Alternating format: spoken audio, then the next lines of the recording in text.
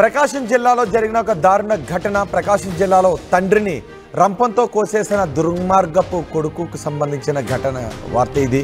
ప్రకాశం జిల్లాలో దారుణం జరిగింది. తండ్రిని రంపంతో కోసేశాడు ఒక కొడుకు. దొనకొండ మండలం ఇండ్ల చెరువులో ఈ ఘటన చోటు చేసుకుంది. మద్యానికి బానిసైన కొడుకు తండ్రిని డబ్బులు అడిగాడు. తండ్రి డబ్బులు ఇవ్వకపోవడంతో తండ్రి ఏసయ్యను మరిదాసు రంపంతో కోసి చంపేశాడు. దీంతో రంపంతో దాడి చేయడంతో తండ్రి అక్కడికక్కడే చనిపోయాడు. పోలీసులు అతన్ని అరెస్ట్ చేశారు. స్థానికులు ఆ మరిదాసును పట్టుకుని స్తంభానికి కట్టేసి చితకొట్టారు.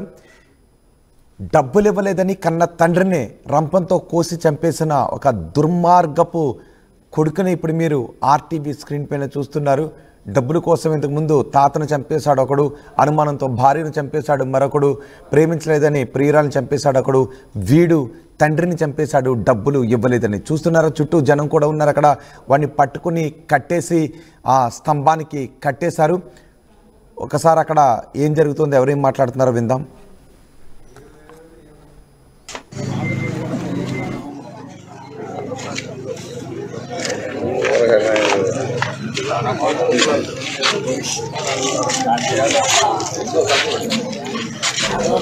ఇప్పుడు మీరు చూస్తున్న ఈ వ్యక్తి పేరు మరిదాసు. ప్రకాశం జిల్లా దొనకొండలో తండ్రిని అతి కిరాతకంగా రంపంతో కోసి చంపేసిన దుర్మార్గుడితను. డబ్బులు ఇవ్వలేదని మద్యానికి బానిసైన వీడు తండ్రిని డబ్బులు అడిగాడు.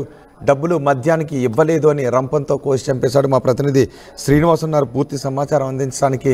శ్రీనివాస్, అసలు ఘటనకు సంబంధించి పూర్తి సమాచారం ఏంటి? రోహిత్, ఇప్పటి వరకు చెప్పుకుంటూ పోతే అనేక కారణాలతోటి తండ్రుల మీద దాడి చేసిన కొడుకుంటాడు. కానీ ఇప్పుడు ఒక మద్యానికి బానిస అయ్యి కన్న తండ్రిని, అంటే సగం కుటుంబ భారం మోస్తున్నటువంటి తండ్రిని అతను పనిచేస్తున్నటువంటి ఒక కట్టర తోటి కూడా దాడి చేసి అతను అయితే పూర్తిగా హతమార్చిన సంఘటన. అదేవిధంగా కన్న తండ్రిని హత్య చేసిన ఘటన కూడా ప్రకాశం జిల్లా దొనకొండ మండలము ఇడ్ల చెరువులో గ్రామంలో అయితే చోటు చేసుకున్న సంఘటన చెప్పుకోవచ్చు.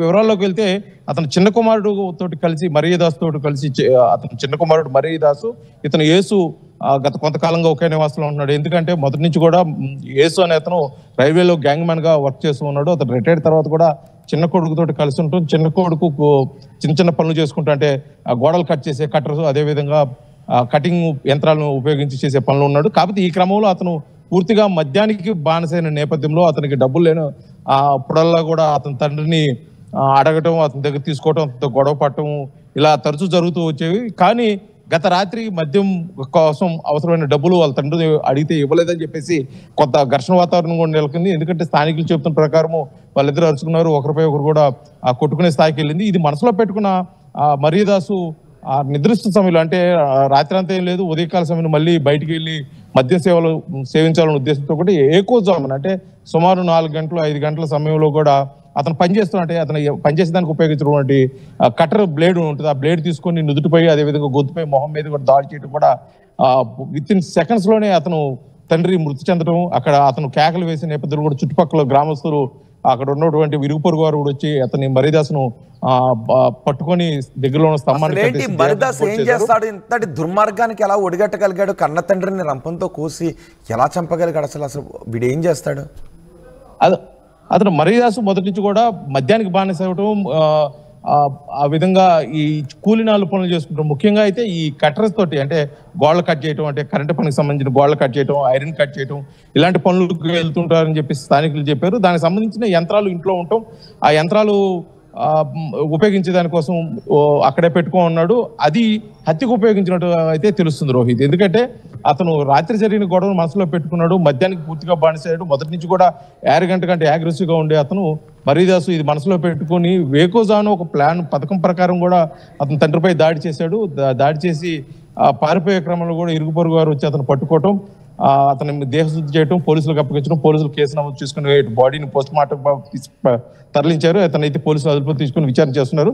కానీ గతంలో కూడా తండ్రి కొడుకుల మధ్య ఇటువంటి గొడవలు జరిగాయి, కానీ ఎప్పుడు ఇంతటి పరిస్థితికి అయితే రాలేదు. ఒకరిపై ఒకరు అరుచుకునే వాళ్ళు, మధ్యమతలో కొడుకు తండ్రి మీద దాడి చేయడానికి కూడా ప్రయత్నించే వాళ్ళు, అప్పుడు ఎవరొకరు అడ్డం తీయడం జరిగేది. కానీ రాత్రి సమయంలో, అంటే అందరు నిద్రపోయారు, అంటే ఎక్కువజాము, అంటే 4-5 గంటల సమయంలో ఎవరు ఉండరు అన్న ఒక ఆలోచనతోటి మరీదాసు ఒక ప్లాన్ ప్రకారమే తండ్రిపై దాడి చేశాడు.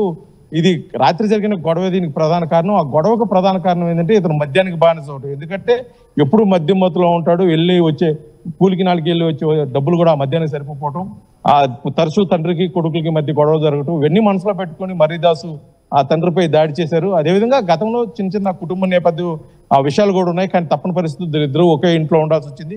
ఇవన్నీ కూడా ఒకసారిగా అతని మనసులో మెదిలిన సందర్భంలో కూడా అందరూ నిద్రపోయి అంటే వేకువజామున ఉదయం పూట 4-5 గంటల సమయంలో అతని మీద దాడి చేయడం, అక్కడే హతమార్చడం కూడా జరిగింది. కానీ ఈ దాడి ఉద్దేశపూర్వకంగా చేశాడా లేకపోతే మద్యం మత్తులో చేశాడనే మటుకి పోలీసులు విచారణ తేలాల్సింది. మొత్తానికి జరిగిన సంఘటన ఆ మరిదాసును పట్టుకుని స్తంభాన్ని కట్టేశారు. ఏమంటున్నాడు అక్కడ కట్టేసినప్పుడు? ఏమైనా పశ్చాత్తాప పడుతున్నాడా? ఏమి లేదు, అప్పటికే అతను మద్యం మత్తులో ఉన్నాడంటే ఎక్కువ అంటే మద్యం సేవించాడా లేకపోతే మరి ఇంకేదైనా గంజా లాంటిది ఏదైనా సేవించాడా, అసలు ఏ మత్తులో ఉన్నాడో తెలియదు. కానీ కట్టేసిన సమయానికైతే మరిదాసు పూర్తిగా మత్తులో ఉన్నాడు.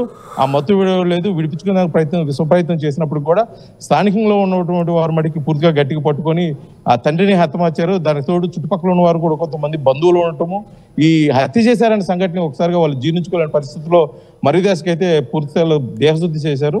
దేహశుద్ధి చేసి అతని మీద ఉన్న కోపాన్ని తట్టుకోలేక అతనికి కూడా పూర్తిగా కూడా అంటే చిన్న పెద్ద తారతమ్యం లేకుండా ప్రతి ఒక్కరు కూడా అతన్ని కొట్టి పోలీసులకు సమాచారం ఇచ్చి పోలీసులకైతే అతను అప్పగించడం జరిగింది. కాకపోతే ఇంత జరిగినా కూడా మరిదాసు ఆ మత్తులో ఉన్నట్టు ఎటువంటి పశ్చాత్తాపం కానీ అతను ఏం చేశాడు, హత్య చేశాడా అని ఒక కోణంలో కానీ ఎటువంటి బాధ లేకోకుండా నిమ్మలంగా ఉండటం మటుకి స్థానికులు అయితే కొంత కలవర పెడుతుంది. ఎందుకంటే మద్యం మత్తుకి బానిస అయినాడు మొదటి నుంచి ఇటువంటి గొడవలు జరుగుతుంటాయి. ఎప్పుడు మద్యం మత్తులో ఉంటాడు, ఇరుగు పొరుగు వారితో గొడవలు పెట్టుకుంటారు, కొద్దిగా యారగంటగా ఉంటాడు.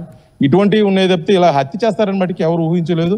ఇలా ఊహించినట్టు ఇంత జరిగేది కాదని చెప్పి స్థానికులు చెప్తున్నప్పటికీ జరిగిన సంఘటన మీద కూడా మొత్తానికి ఆ చుట్టుపక్కల ప్రాంతం వాళ్ళ మటుకి కొద్దిగా భయభ్రాంతాలకు గురవుతున్నారు. ఎందుకంటే ఇదే విధంగా ఇతను మద్యం సేవించి వస్తే అక్కడ కొద్దిగా అభద్రతా భావం ఉండే అవకాశం ఉంది. కాబట్టి దీనిపై పోలీసులతో చర్యలు తీసుకోవాలి, అతనైతే కఠినంగా శిక్షించాలని చెప్పేసి కోరుకున్న పరిస్థితి. పోలీసుల మట్టికి దీన్ని ఇది ఉద్దేశపూర్వకంగా జరిగిందా లేకపోతే ఇంకా మరేదైనా కుటుంబ నేపథ్య కారణం ఉందా, ఒకరే పాల్గొన్నారా లేకపోతే అసలు ఈ హత్య ఏ విధంగా జరిగిందని మట్టికి పోలీసులు అయితే లోతుగా విచారణ చేస్తున్న పరిస్థితి కనిపిస్తుంది. రోహిత్. రైట్ శ్రీనివాస్, ప్రకాశం జిల్లాలో జరిగిన దారుణ ఘటనకు సంబంధించిన దృశ్యాలు మీరు చూస్తున్నారు.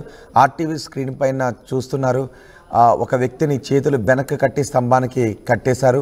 ఆ వ్యక్తి కన్న తండ్రిని చంపేశాడు. మద్యం తాగడానికి డబ్బులు ఇవ్వలేదు అనే కోపంతో మద్యం మత్తులో మద్యానికి బానిసైన ఈ దుర్మార్గపు కొడుకు తండ్రిని రంపంతో కోసి చంపేశాడు. వెంటనే స్థానికులు అతను పట్టుకుని స్తంభానికి కట్టేసి పోలీసులకు అప్పగించారు.